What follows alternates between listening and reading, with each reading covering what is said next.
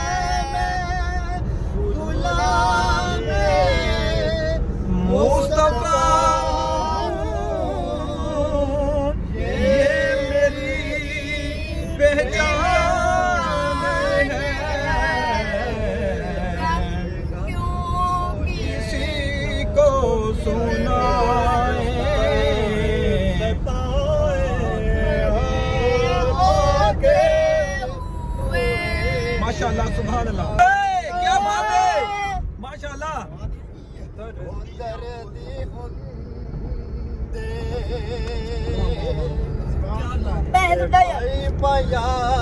दिया बाबा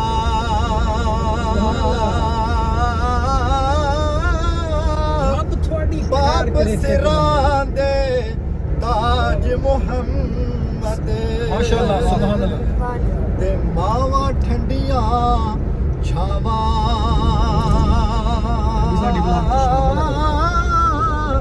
बाप सिरां दे ताज मुहम्मद, ते मावा ठंडियां छावा ते वीर वीरां दे बस अगू बोल लगे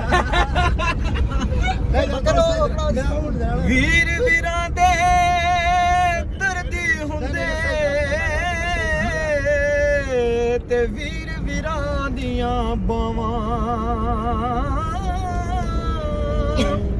ते प्यो सिर दा ताज मुहम्मद ते मां ठंडियां छावां आपके होते हुए और सफर में मैं नात पढ़ रहा हूँ, मेरे आका अपना रहमतों का साथ करना। सुभान अल्लाह, माशाअल्लाह, माशाअल्लाह। घबराऊंगा जब तन्हा,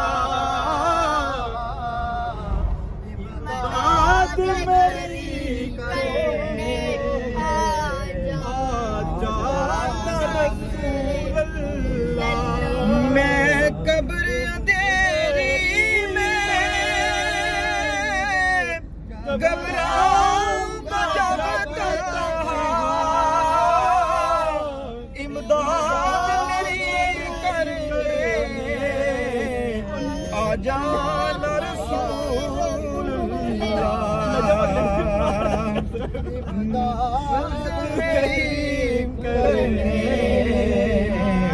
आजान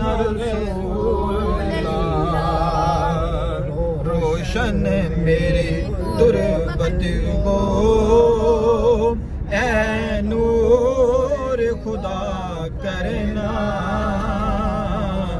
जब वक्त निज़ा आए आका अता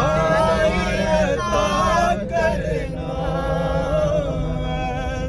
ऐसा गुंबद वाले मंजूर दुआ करना, जब वक्त निज़ा आए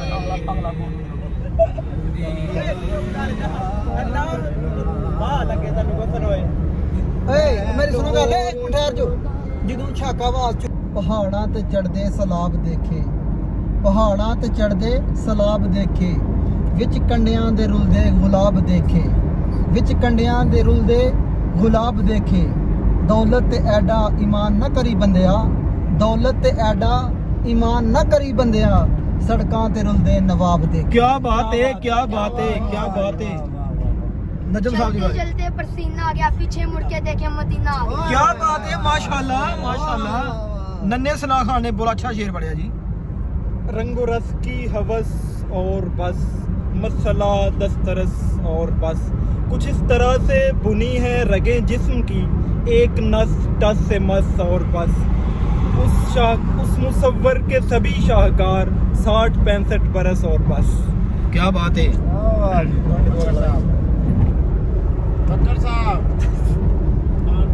ਭਾਈ ਭਾਈਆਂ ਦੇ ਦਰਦੀ ਹੁੰਦੇ ਤੇ ਭਾਈ ਭਾਈਆਂ ਦੀਆਂ ਬਾਵਾ, ਬਾਪ ਸਿਰਾਂ ਦੇ ਤਾਜ ਮੁਹੰਮਦ ਤੇ ਮਾਵਾ ਠੰਡੀਆਂ ਛਾਵਾਂ। क्या बात है, क्या बात है।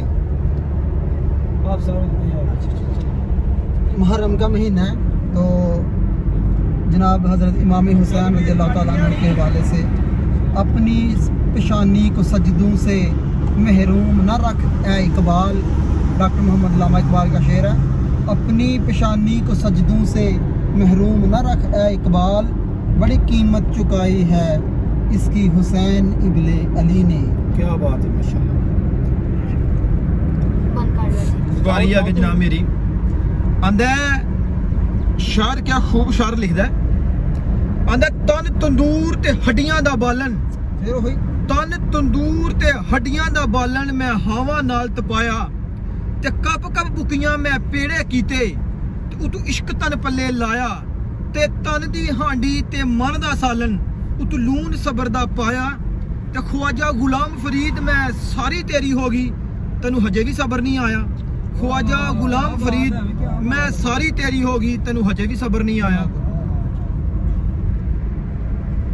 पार्टी माटी आंदो अली का ज़ेबोज़ीन जिंदा है, फातिमा का चैन जिंदा है, न पूछ वक़्त की इन बेज़बां किताबों से, न पूछ वक़्त की इन बेज़बां किताबों से, जब सुनो अज़ान तो सुनो समझो हुसैन जिंदा है, जब सुनो अज़ान तो समझो हुसैन जिंदा है। क्या बात है माशाल्लाह। शबे फराक अचानक ख्याल आया मुझे, अगर मैं चिराग न था फिर क्यों जलाया मुझे। मैं तुझे किस जगह मिला ये सवाल बात का है, तो ये बता तूने किस जगह गंवाया मुझे। पहले पहल ताने दिए बेवफाई के, मेरी संजीदगी पे क्यों मिसले मंसूब मरवाया मुझे। अस्सलाम वालेकुम। अच्छा भाई दोस्तों, ये जो मैं शेर पढ़ने जा रहा हूँ ये इस्तिगासा भी है और अल्लाह तबारक व तआला की बारगाह में शुक्र भी है, और उसके अलावा अल्लाह तबारक व तआला की बारगाह में उसकी हमद भी है, उसकी सना भी है, और रसूलुल्लाह सल्लल्लाहु अलैहि वसल्लम की नात भी है। कैमरा जी। शेर एक है लेकिन इसमें निदा भी है, शुक्र भी है, हमद भी है, सना भी है और नाते रसूल भी है। शेर क्या है समात फरमाइए। या रब्बे तू करीमी व रसूल तू करीम, ऐ मेरे रब, ऐ मेरे परवरदिगार, तू करीम है और तेरा रसूल भी करीम है। सद शुक्र के हस्तीम मियाँ ने दो करीम, मैं तेरा हज़ारों लाखों मरतबा शुक्र करता हूँ कि मेरा जो मामला है, मेरी जो निस्बत है, मेरा जो सिलसिला है दो करीमों के दरमियान है। या अल्लाह तू भी करीम है, तेरा रसूल भी करीम है, और मेरा मामला या तेरे नज़दीक है या तेरे रसूल के करीब है, तो तू भी जो है सखी है, गनाह है, करम करने वाला है, और तेरा रसूल भी जो है वो करम करने वाला है। तो इसको बड़े ही प्यारे अंदाज में शायर ने लिखा। या रब्बी तू करीमी व रसूल तू करीम, सद शुक्र के हस्तीम मियान दो करीम,